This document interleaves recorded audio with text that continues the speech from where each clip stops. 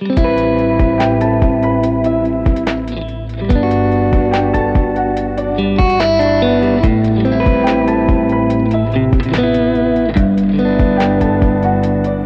everyone, welcome back to another episode of Your Dose, a podcast where we speak to individuals with lived mental health experiences to help people feel less alone and more connected. In this episode, we have a conversation with Bri, who shares her personal journey with bipolar 1 disorder, dissociative disorder, and magical thinking, as well as her upcoming experience as a first-time mother. Bri opens up about her profound mushroom trip in 2019, which resulted in hallucinations that persisted for 2 months. She also discusses the emergence of magical thinking, where she believed that she had a role in creating COVID.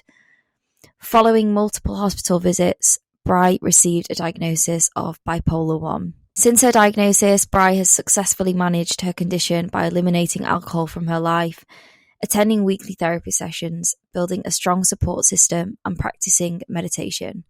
These efforts have helped her avoid manic episodes thus far. During our conversation, Bri delves into the topic of pregnancy while living with bipolar disorder. She shares insights on managing medication and its potential impact on her baby, as well as the anxiety associated with the possibility of experiencing an episode during and after giving birth. Despite her bipolar disorder diagnosis, Bri eagerly looks forward to motherhood and prioritizes the pursuit of true inner peace in her life. Join us for an engaging discussion that explores these personal experiences and offers valuable perspectives on mental health and parenting. Thank you so much for listening, and please do remember to like and subscribe. Hi, Bri. Hi, how are you? I'm good, thank you. How are you? I'm doing good, thanks. Good. It sounds like we've got another American. I am, yes. I'm actually from Connecticut, Watertown, specifically. Not sure where that is. It's in Is it the Field County area. okay? Yeah. And is it warm there at the moment? It's like 70 right now, but unfortunately, due to the Canada fires that are going on, the air quality has been horrible outside. So you've been spending a lot of time indoors. Yeah, the past like 3 days. But you're also pregnant. I'm also pregnant, yes. I'm 9 months pregnant. I'm actually due next Thursday, but we're crossing our fingers that she'll be here before Thursday because I don't want to be pregnant anymore. Well, I love that we've managed to get this in time pre-pregnancy. Yeah. So thank you so much for being on here. Do you know if it's a girl or a boy? It's going to be a girl, and her name is going to be Sedona. Sedona. Yeah. I love that name. Yeah. Is there any relevance to the name, significance, or is it just... No, I actually have always wanted to go to Sedona, Arizona, and I've heard it's a very spiritual, beautiful place, and I don't know, I'm a spiritual person, so I thought it was like fitting for her. So interesting. Well, I definitely want to ask you some questions on spirituality, and maybe that's something that we'll naturally touch on, but I'm definitely becoming more spiritual or diving into the spiritual realm / journey. So definitely interested to ask you some questions on that. But I think the first question, which I always ask on the podcast, and I think can really open up about your experience specifically with bipolar, is what has been your mental health journey so far?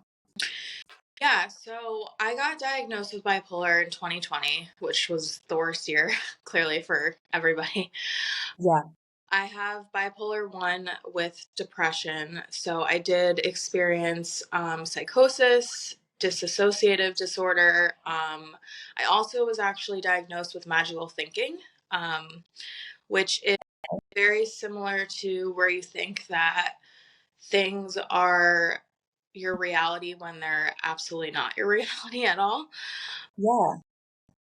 And it's definitely been a journey. I've learned patience is key with the healing process. I mean, it literally took me, I'm 3 years into it now, and it probably took me up to year 2 to really kind of embrace the disorder, with being on the right regimen with medication, having a really good provider as well as therapist. So I haven't had any episodes, I guess you would call them, since before I was diagnosed and before I was medicated. But I've also taken a lot of measures to not have any episodes. I've actually given up drinking. It's been over a year and a half now, and that's been a really huge part of my life. It just doesn't serve me anymore. So, yeah, just it's been a journey. Yeah, I mean, there's a few questions there. I think the first one would be, what was the first sign of bipolar? So I like to define my story as kind of like an interesting, complicated, not really sure what happened. I'll be honest, I actually did mushrooms on my birthday of September 22nd of 2019. Okay. And I got into a very deep trip. And about 2 months later, I started to hallucinate. Like I started to like see things, and I was also practicing a lot of yoga, and like I was tapping into spirituality a lot. So I'm not sure if it kind of just all like went to the surface. And then I ended up living in a van for a short period of time. I was actually living out in LA at the time. And I chose to live in the van because I didn't have a really good roommate situation in LA. It's kind of challenging out there. There was just like a lot of drama, and I couldn't afford, I really wanted to be out there. And I Mm. couldn't afford to like move to like another house and be with other roommates. So I was like, oh, let me live in this van. And one night, I, the van where it was located was at somebody's house, and they invited me over for dinner.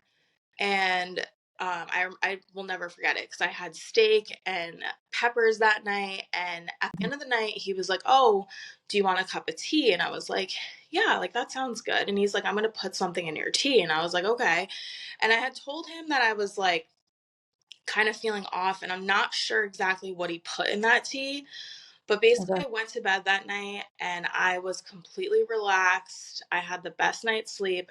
I woke up and my body went into immediate like fight or flight mode. I woke up and I was like, am I alive? I went into full panic attack. And that was like my really big sign of like something's off. But I thought I was dying because I was like, what? Mm. And then I lived in LA with an ex-boyfriend because I like banged on his door and I was like, I think something's wrong with me. I don't know what's happening. And that's when I started believing things that like weren't real. I became very paranoid. My emotions were like high and low. And then I finally made the executive decision that I really needed to move back to Connecticut where my family was because I just couldn't have my ex boyfriend support me in the capacity that I really needed him to. And it really took me 6 visits to the hospital, and I don't even know how many therapists to finally, I mean, it actually took me being suicidal to finally get admitted to, Such a shame, isn't it? That it takes you to get to that point to actually be taken seriously. yeah, Uh, I mean, something that's some a point that you mentioned. I need to ask this question because I'll forget. But magic thinking, I've never heard of that before. yeah. Um, can you like explain a little bit more about what that is and maybe some examples? Yeah, so I was very into crystals at the time. Because, like I said, I tapped into spirituality and I would carry around like specific crystals that had specific, like, for example, like a rose quartz is attracting love. So I would carry around that with me and, hope to attract, my dream Yeah. or something. And I started to think that the crystals that I was practicing with were real. Like everything just, I'm like, oh, this happened to me because the crystal gave off the energy that it's all, Mm. reality. So I became more just super focused on that part of spirituality, but I've actually taken a much different like approach to spirituality now and more focus on like my higher power and not so much about like a crystal. Yeah. And I was also like into tarot cards, and I was like the cards like define your future, and like I was into all of that stuff. So I feel like it was like right when COVID hit too. So I had thought that I had created COVID because it was Okay. like it literally happened at the exact same time. And I thought the cops were going to be after me, and just like I created like this story in my Yeah, which is almost the psychosis side of it, isn't it? Because spirituality, for some people, in the way that you might believe, I mean, I believe in my intuition and numbers, Mhm. but in a sense that when I was in a really low place, it kind of gave me something to believe in, like the universe, which I think is more of the maybe the healthier side of it. Whereas yours obviously went into more of um Toxic. yeah, toxic, like this is my fault, these things have happened. And yeah, that's interesting. Yeah, I had um myself for a long time because I just felt like I just felt like I was on the wrong path and not the way I look at things so differently now. Like I grew up as a Catholic, and I don't practice that. Like it doesn't feel super aligned with me, but I've just taken it not so like obsessed. Like I became very obsessed, like mm, kind of, and I feel like that was a big part of my journey too. Was that I remember going through my psychosis and like my manic episodes that I needed to grasp onto something that was like bigger than me, but like it still didn't feel like right. You know what I mean? yeah, exactly, because it was so toxic. Yes, yes. um so in terms, so the mushroom was almost like the turning point into maybe, do you think that there was something that was already there that was like predetermined and that triggered it? Or had you lived like most of your life being fairly normal, whatever normal is? So I like to say that my entire life, my emotions were very like even keel, super balanced.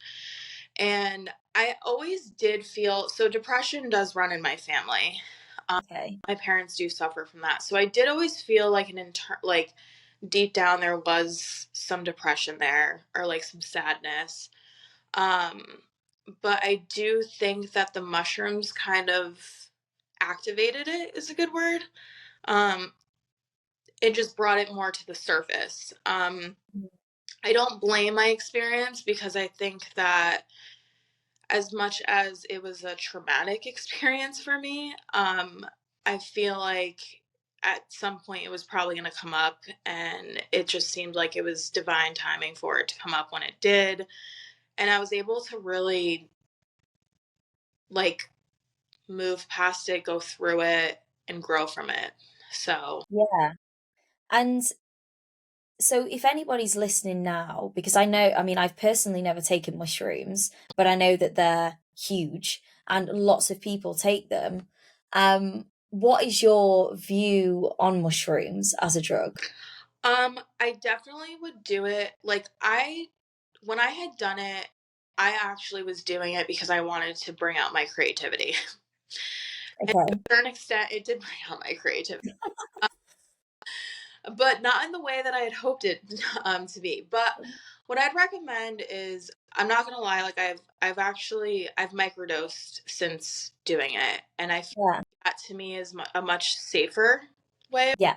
Because I do actually think it has really great medical like benefits of helping with depression, anxiety, just feeling like really calm. But as far as like doing like an actual trip, I feel like you have to make sure that you're in a really good standing mental space. Like I would not do it if you're anxious, depressed, just not in a good headspace. Yeah. And just be prepared that something might come up that you might not like, and there may be consequences for it. So Yeah. yeah. I think that's good advice. Yeah. Um, because people will. want to try these things. Maybe, it's definitely something that I've been curious about. And yeah, I guess it's just about being safe when you do it. And also, yeah, like you said, making sure you're in the right headspace before you take any mind altering drugs. Oh, for sure. Yeah. I don't have a desire to ever go to that space again because I don't know exactly what would happen. And I can't say that if I were to go down that path again, that it wouldn't activate something. Lead to something. So you've not had an episode for quite a while now. Yeah. Obviously you mentioned alcohol, which I've heard before when speaking to people with bipolar, that can be a huge trigger. Yeah. How else have you managed bipolar from both a treatment and lifestyle perspective? Yeah, I mean, I therapy has been a huge part. I see my therapist weekly. Even if I really don't have anything to talk about, I try to talk about something. Because I think having someone outside of your village, that it's really good to just talk to someone. And Yeah, have that person, if you ever do have an episode or something major is happening, you're stopping the problem before it becomes a bigger problem. yeah, So therapy has been a huge part. Um, Meditation has really helped me as well. yeah, I do like anywhere between like 10 to 15 minutes a day, sometimes silent, sometimes with music, um, just to relax myself. And then honestly, just like being out in nature really helps too. Like going on a simple walk, um, being around people, friends, has really helped me. So nothing super, like I haven't made anything, like crazy. I did do a DBT, which is dialectical behavioral therapy, yeah, after like about 6 months or 8 months later after I was hospitalized. And that really helped me as well. Because it's just like you feel less alone. You're being surrounded with people that have gone through very similar situations. Some, unfortunately, are at a place that's you almost feel like it's worse than you are, but you've also been there and you know how it feels. So yeah. completing that like really helped. And So what is DBT, if you wouldn't mind explaining for anybody listening that's never heard of yeah, that before? so it's like a certain type of therapy. It's I had done mine over Zoom because it was still kind of like a little after the pandemic, and they just do like like modules that will help you like better like coping skills. Mm, Having like they say like an exit plan, like if you're at a party and you get overwhelmed, like how can you stop the situation before it kind of escalates to get to a point where you start to like freak out or whatever. Um, yeah, and I had originally tried it when I first got out of the hospital and realized like it was just really bad timing. I wasn't really ready. Like I was so tired. It was because it's kind of like I think it's an 8 week program and it's usually through the hospital. okay, And it's about like 5 or 6 hours, like Monday through Thursday, something. okay, So it is an investment, but I was really proud of myself because I didn't have a job at the time. My family was supporting me, and I just really focused on that and just completing that and just, amazing. yeah. So, Yeah. And in terms of the other therapy that you have on a weekly basis, is that just regular talking therapy? therapy, yep. I went through probably like 3 or 4 therapists until I found the one that best suited. That you think? Yeah. Yeah. What do you think? This is another question, Yeah. just randomly whilst on this topic. What do you think makes a good therapist for you? Honestly, something that's really helped me is someone who is very blunt and direct. Mm, I really like that type of style of therapy. yeah, Actually a really sensitive person, but I really like it when someone is like they challenge me. I really like being challenged. Um, and just kind of diving deeper into myself. Um, like having them help me do that. Um, so I think everybody has a preference of like what they like. So I would say definitely direct and someone who can challenge me.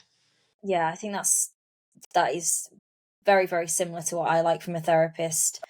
Sometimes you need someone to not sit and feel sorry for you and actually just be like, Emily, what you are thinking is not true, Yeah, or, really challenge it. So you're sat there thinking, maybe it isn't, rather than someone that's like, oh, I'm so sorry that you're feeling that way. And I know people who have had therapists who are very much like that, and it becomes more of a friend, whereas you actually need someone who is a friend in a way. I mean, a therapist is kind of a friend, that they're there to listen, but it's a different kind of friend. It's that friend that's going to say, you're being stupid right now. Not stupid, but like almost just like cruel to be kind almost, because I don't think you really push yourself unless you have that. totally. And I think it's also important to like build like you're pretty much in a relationship with Yeah. a therapist, and you're building like that longevity. Like you want that longevity. You don't want that to be like a short term. Yeah. Just a friend that you just chat to like Yeah. every week. Like it has to be more than that. Completely. So other than your therapist, who else has supported you? Obviously, your is it your fiance or No, boyfriend? my boyfriend. Me and Nick actually have only been dating for a year, so everything happened super fast. Um, Yeah. but I, so that's actually been a huge part of my journey as well. When I was dating, I guess, it was one of the first things I said to people about my story. And I obviously don't let it define me, but it is, and it has been a huge part of my journey in life. I didn't, if I ever did have an episode, I didn't want my partner to be like, what the hell was that? Like, I had no idea. So I, right off the rip, I like say my story. Good on you. Don't like it, then we're moving on, kind of thing. Um, Yeah. but my whole entire family has been huge advocates towards me, but especially my mom. My mom actually was the one that sent me to the hospital. Um, Wow. that's how it started. And I honestly think if she wasn't there that day and I didn't vocalize what I was feeling, that I probably would be in a very different, like, I don't know where I would be. Um, so she's been a huge part of my, That's amazing that you've got the people that are closest to you supporting you and being an advocate, because that's can be very rare. it's Some really rare. And I feel like I, it's hard for me to put myself, like, it's hard for me to be in other people's shoes because I've had that village behind me, but I can't imagine the people that like who are actually on the streets or that don't have a good support system or a good home life that they can get. I can't even imagine. I what it must be like. Yeah. And that's why it irritates me when people are so judgmental to homeless people, for example, because how can you sit there in your privileged position, not you, but I mean in general, how can you sit there in your privileged position and, for example, you don't want to buy them some alcohol when they're asking for alcohol, but yet most people after a stressful day at work will go home and get a bottle of wine and sit there in their nice house. Yeah. And a lot of these people that are homeless because they've had terrible childhood experiences and they haven't had family there to support them, because they might be suffering with schizophrenia or another mental illness that makes them paranoid or delusional and act out in a certain way, and their parents have thrown them out Yeah. and they have no home, and people don't understand that. But I think obviously for you to be in that position and be like, yeah, I'm so grateful to have this Yeah. support. And it definitely humbles you for sure. Yeah, absolutely. Yeah. So, in terms of going back to the dating side of things, had you ever been on a date with someone on a first date, said, look, this is this is what's going on, I've got bipolar, like it or leave it. What were your most common reactions to that? So I probably didn't date for at least like really actively dating for like maybe the 2 years. But the people that I did see, which was not very many, I mean, it was probably like 3 to 5 people, like throughout, the few years. I have to say were very supportive. They were non-judgmental. There was one guy that kind of actually pissed me off because he was like when he was trying to give me advice on it, he was like, "Oh, I feel like you should just get off your meds, like you don't need them." And that really turned me off because I was like, "What do you know? Like you're not." Who are you to tell me not to take my meds? Yeah, so he was the only one that actually had made a comment, but I have to say honestly, every other person has been like nobody has stopped talking to me. I shouldn't say that. I don't know if the reason of why they stopped talking to me because I was bipolar, but they were very open with me. Like they accepted me. Who you are? And then I mean if they stopped talking to me, like I wouldn't have known if that was the reason, but Reason, yeah. Okay, yeah. that's good. Yeah. And do you think that having bipolar, despite obviously you haven't had an episode, do you think that bipolar affects your relationship with your current partner in any way? Honestly, no. I mean, I tell him like I'm definitely hard on myself because when there are days where I feel like depressed and just want to like sleep or just like be alone or whatever, I'm really hard on myself because I don't want to feel that way, like, and I want to be like that happy bubbly, just feeling normal, I guess, self. Mm. But I know that's not reality and that's not realistic. So we talk about it, like we have a very good communication. So he's been super supportive and like I said, I feel that if I were to have an episode, I think I would know like the signs to look out for. That is something like when I think about postpartum, that is a concern that I have because I'm more prone to, having, maybe an episode. But I already have an appointment with my prescriber, like right after I give birth to. Yeah, you're prepared, which is the main thing. So in terms of signs to look out for, I assume they probably differ. But what would be the number one signs that you would look out for if you were about to have an episode? Um, Probably my biggest one would be like intrusive thoughts. That really freaks me out. Because I know that they're not my thoughts, but they're kind of part of bipolar. Um, Definitely depression. Usually my depression lasts anywhere from like a few days to like maybe a week, so it hasn't really gone over that. Um, but what really has helped me was really pushing myself. So getting up and like going to wash the dishes or going to do laundry or like trying to go for a walk, like little things, because they kind of distract my mind from stepping into a place of like just sadness. Yeah, I guess it makes you feel like you've achieved something. Like Yes.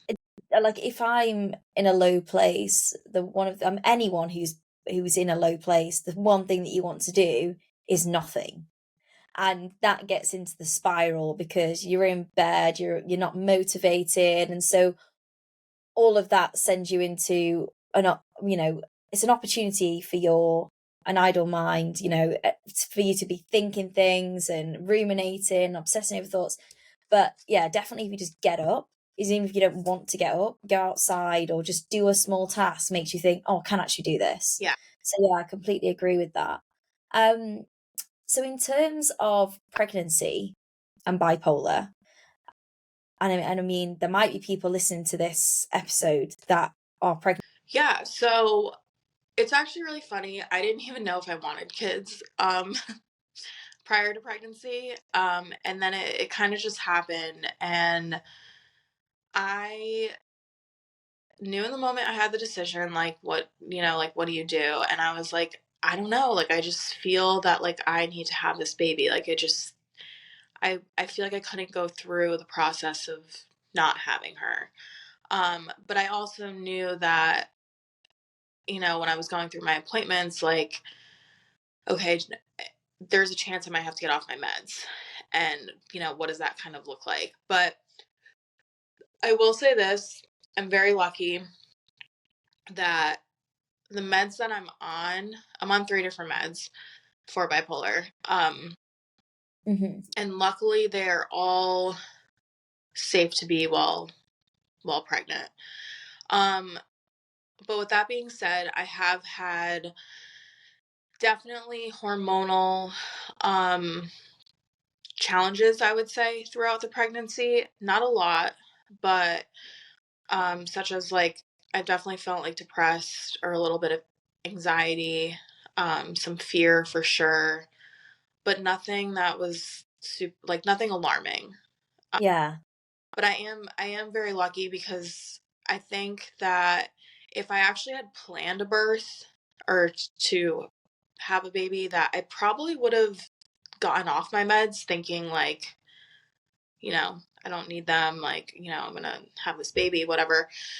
And I I don't know, because I was able to be on my meds, it kind Made sense. of, and I've gone every appointment I've gone to has been the baby has been healthy, the heartbeat is great. The only thing that I had to do that was, I guess, extra was I did have to do they had to check her heart, a closer look at her heart just to make sure that it was healthy, because one of the meds that I am on, there's not a lot of research of pregnant women being on it, so they wanted to, if there was any heart issues, that could have been a cause, but everything came back completely normal. So um yeah, I would definitely find, like, if I were someone who wanted to get pregnant, that's probably a question I would ask for sure, is, am I able to be on my meds?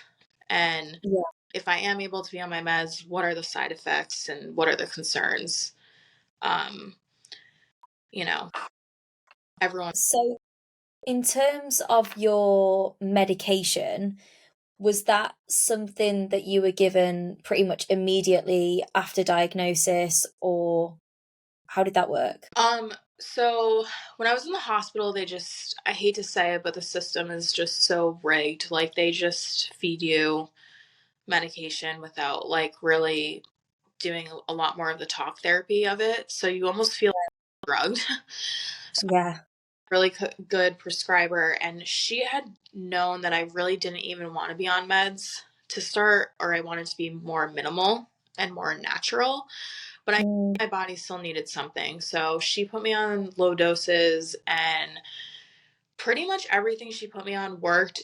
There was one medication that I didn't go on until later that was kind of like the cocktail of, like, that made everything kind of come together. But I remember this one medication she tried to put me on. I had a really horrible oh gosh.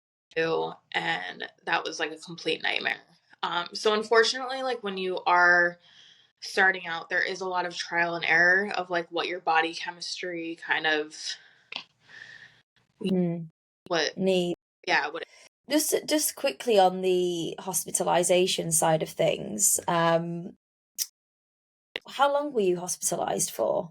Yeah, so I was hospitalized for 3 weeks. Um, I got taken away in the ambulance, and then I was actually in the emergency section of the hospital for like 5 days because I had to wait for a bed. And that was definitely really chaotic. Yeah, I imagine. I actually got hit on in the What? yeah, By who? by a guy, by, like, a guy that was there too. Oh my gosh. Uh, I'm guessing nothing happened there, or did it? no, nothing happened there. No. Um, no, but it was just, yeah, I And how was didn't that either. By the way. yeah. And how was time in hospital? Obviously, it was 3 weeks. I've worked in psychiatric hospitals in the UK as a support worker, so sort of been on the other side of it. And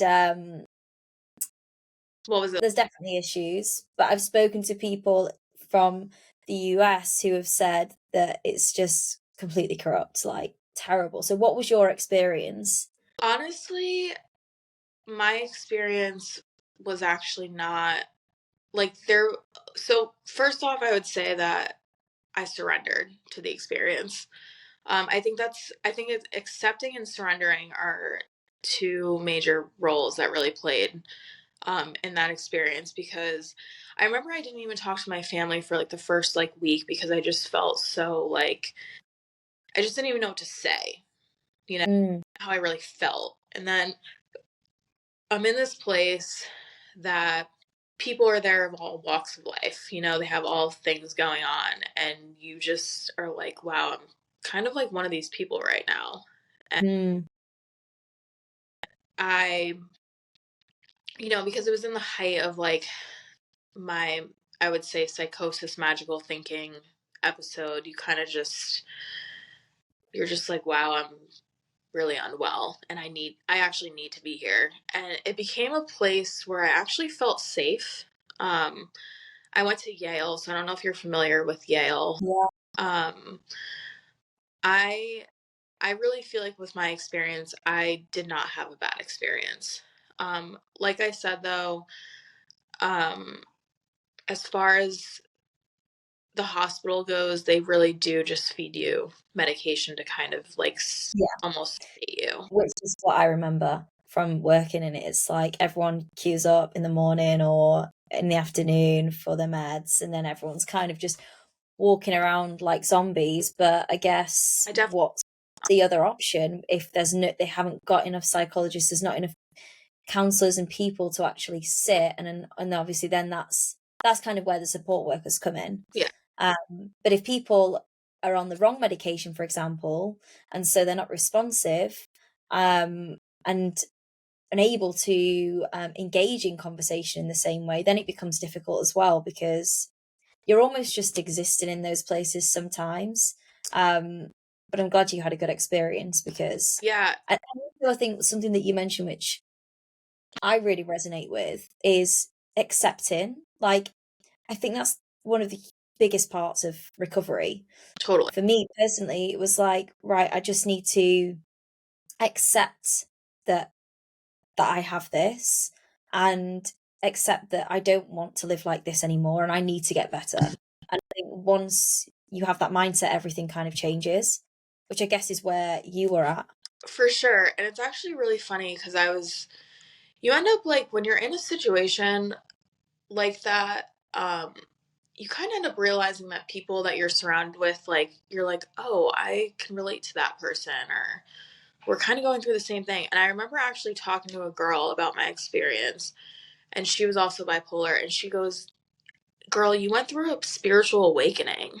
Like, and then you have that side of things. So, Okay, so touch on that then, spiritual awakening and what that means. yeah, so I feel like part of me, like, do I think that I'm bipolar? There's probably, yeah, probably to a certain extent, yeah. And I do think that if I ever did get off my meds, like, you know, what would happen kind of thing. There might be an episode. But I do think what I went through was it kind of, the way that it all happened was like it was going to come to the surface, like it was going to happen. It was like my spirit, it was like my, like, it was there. Yeah, I don't know. And it's funny because like the doctors and like, you know, the psychologists and all those people would never, like, they're so science based that they're like bipolar, and like then you have people that are more open and they're like, yeah, you're like an awakening, like that was like your, yeah. And out when you came out of this, let's say it's a spiritual awakening, because I think that's nice. yeah. Uh, is what were there any lessons that you think that you learn in that process? Like, is that a thing? Yeah, I mean, I think honestly, for some reason, a lot of it to me was like going back to what I grew up in, which was like the Catholicism. It all goes back to religion for me for some reason. Mm, And just having like a higher power and like what is it that I actually believe in? You know what I mean? mm, That's bigger than me, and it's just because living out in LA, they're very open, and it's all about crystals and yeah, that kind of aspect of it. And then you come home and it's like you go back to your roots of your family goes to church, and they're two totally different yeah, absolutely. in a pool of being like, what is it that I actually believe in? And I think it's just because I needed something to grasp, but I couldn't grasp it because I couldn't see it, so it was like really hard to. Mm. So, in terms of what you believe in now, what would you say that's the universe? Is there anything in particular? I definitely believe in like angels. I believe in God. I do believe in Jesus, Buddha. I actually feel like I like to describe myself as I'm spiritual, but I'm not religious because I don't. I mean, at the end of the day, I think religion, spirituality, it's just like there's like that one source. You know what I mean? But it's like but there's like different practices that you can get from each religion. You know what I mean? Um, so now I feel like I don't I haven't tapped into like the crystals or the tarot in a while. I feel like it's more of just like my goal in life is to really find peace, like inner peace, and I think I find that through like prayer and meditation. So that's what I've been really focusing on. And um you don't have to go to like a temple or a church to have that. Yeah. So, if there's anybody that's listening, I mean, even me for this, what would your tips be for getting into meditation? Because I know that I'm someone who is like, I need to meditate, and then I'll do it for like a day, and then I won't do it again. Like, what? How do you practice meditation? So what I was doing for a while, and don't get me wrong, I fall off the rocker where I'll do it and then I'll get distracted, and I won't do it for a few days, but then I'm like, I need to do it because it's like it's almost like having a good habit and like making it a like part of your morning or nightly routine. But my best advice would probably to start out very small, 5 minutes a day. And then like what I was doing was a like 1 week I started out 5 minutes a day, and then the following week I would go like 5 minutes to like 10 minutes, Mm, and then the following week would be like 12 minutes. And I think it's just finding what you like, because there's so many different forms of meditation. Like you can go outside and go by a lake or water and meditate, or you can be in like a nice quiet space and do a silent one, or you can do the sound, either like a guided one, or it's all preference of what you like. But you do, because I have actually went there where I meditated when I was living out in California. Like I ended up doing like a half hour twice a day. Like I became very obsessed with it, wow.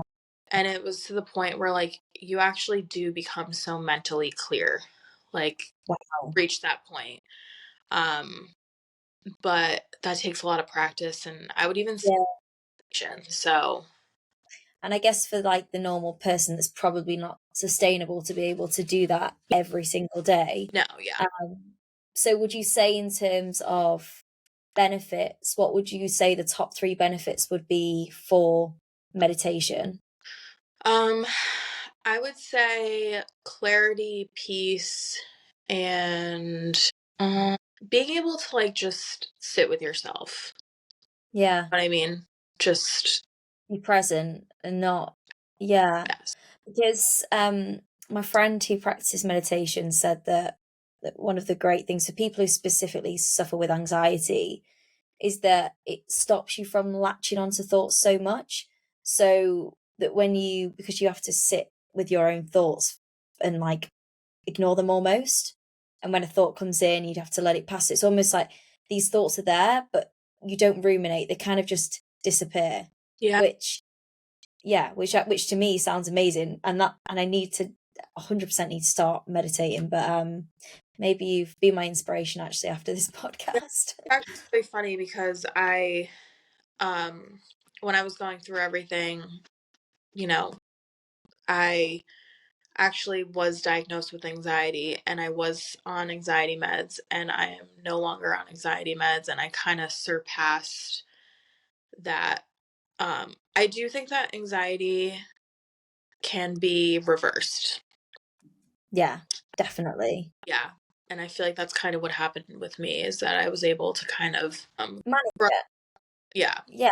And I guess with the habits that you take, not drinking alcohol, meditating, For sure. having a support system, and all of those different things combined, probably lower your anxiety to a point where it basically doesn't exist anymore. Not drinking alcohol, I think, even with any illness and medication, I just think that it has really, I mean, don't get me wrong, it's hard at first because I was, drinking socially, but I'm so used to it now that like I get a mocktail when I go out, and Yeah, you know what I mean? So I feel like it's so accustomed that and my boyfriend's actually sober. So that's great. So you can do it together. exactly. Yep. I was going to ask, what are your tips for social situations? Because I think that's when people struggle the most. So obviously drinking a mocktail helps because you think you're drinking alcohol, but is there anything else that helps you when you go into those social situations and think that you might be persuaded into drinking? Honestly, even if it wasn't a mocktail and just like having a drink in your hand, like whether it's like a soda, seltzer, Arnold Palm, whatever. I just think because I think that was the thing for me. It was just having the drink in the hand Mm. and not feeling like left out, like I'm just talking, but there's no like Yeah, something there. Um, I think that I'm very lucky and grateful because a lot of my friends, a lot of them actually have kids now, but um, none of my friends were huge partiers. So it was like more like, I feel like we'd go out like more socially, like meet people, whatever. So I can't imagine. I think it would have been harder if I had a group of people that I was surrounded by that were like actual partiers, and like you're in the party scene, and um so I think that's definitely more challenging. But for me, like now at this point when I go to parties, like I just get whatever drink I have, and I'm able to not even think twice. Like it's actually funny now because when I look at people that drink, I'm like, there's no judgment obviously, but you're kind of like, I don't miss those days at all. yeah. I mean, I definitely I'm becoming more sober curious. I think when you're sober and you're with people who are drinking alcohol, I think it's only then that you realize, wow, is this actually what I'm like when I'm drinking alcohol? Because I'm not actually that enjoyable to be around sometimes. Like, and for me, the worst part of alcohol is how much time I waste. Like, I'm so unproductive for like 2 days. Mm-hmm. Like, how many days have I wasted being hungover? I don't even want to know. And I think that's, for me, definitely one of the most negative factors of drinking, obviously amongst like money, and it does make you a different person. It really, So and my biggest thing too was, okay, I'm already depressed. Now I'm going to get more depressed because I'm going to wake up the next day. feeling like shit. Yeah. So that was actually one of the, because when I was like going through the process, I would try drinking, and every time I'd wake up and I'd be like, I would be miserable. Yeah. So why would you do that? Yeah, it also took, I actually did, um, so I stopped in 2022. I was like January 1st or whatever. And it was because I went to a yoga teacher training in Costa Rica, and you're supposed to be dry there. Like, you're not supposed to be doing anything. And that experience, like, really, like, it forced me to not, because I came back and I was a month into it and I was not drinking. And did you come back and think, why would I do this? Or did you have a period where you like dipped into drinking after that and then maybe, no, that was it? That was like, I was like, it no longer Serves you. serves me. So That's amazing. yeah. So I mean, I've loved our conversation. It's been so interesting. Like, I genuinely feel like I've just been chatting to a friend. It's been I think you've got such an incredible experience. I guess one of the final questions for anybody listening right now would be, what would be your number one piece of advice for anyone struggling with bipolar specifically, or maybe just a mental health issue in general? It's funny because I had a feeling you were going to ask me this, and I was like really thinking of like what my answer would be. Honestly, my biggest advice would probably be to not allow the disease or disorder, however you want to put it, define you, and don't let it stop you from getting the job you want, the being in a worthy, healthy relationship, getting, starting a family. Because I feel like for a little bit, I definitely would like attach bipolar with my identity. And, it would almost be an excuse of being like, oh, well, I'm bipolar, so I can't do that, or I'm not good enough for that, or whatever. Yeah. So I think my biggest advice would just be like, don't let it stop you from wanting to accomplish things in life, because an episode, it sucks and it might set you back, but it doesn't define who you are at all. So I love that. And I think one of the most amazing things about that is that you're proof that you can do all of these things and still be bipolar. I mean, for me, like, I struggle with, I think it's good to be defined by your disorder because it gets you the right treatment and the right therapy and medication. But I think ultimately we are just our experiences.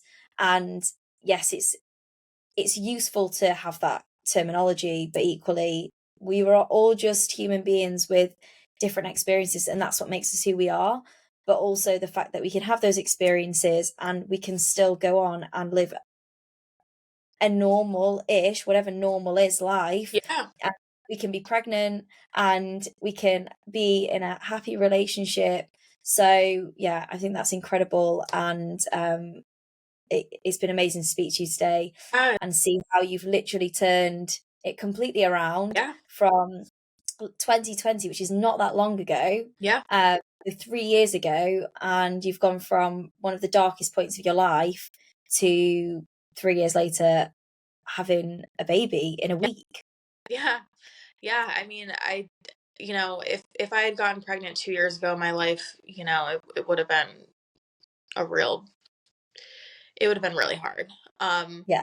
But now that I've been stabilized and just taking the right steps, I mean, at the end of the day, yes, when you're going through an episode, you don't have a lot of control, but when you feel stable, like, you have all of the control of how you want to live your life. And if you have to make changes, it's really up to you at the end of the day if you want to get better and see those changes. So absolutely.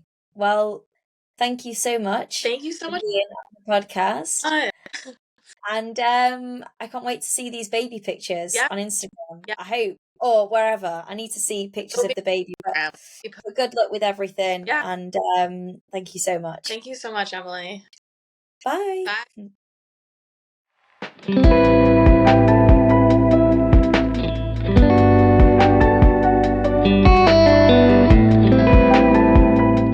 much for listening to the episode today. I hope this episode has resonated with you and offered insights, comfort, and most importantly, the knowledge that you are not alone.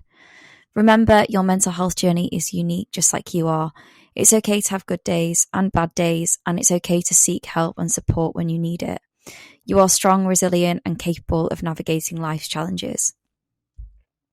If you found value in today's episode, please consider subscribing to our channel and sharing this podcast with someone who might benefit from it. And if you'd like to hear more about specific topics or have any questions, please leave a comment below. We're here to support and empower each other. Together, we can break the stigma surrounding mental health and create a more compassionate and understanding world.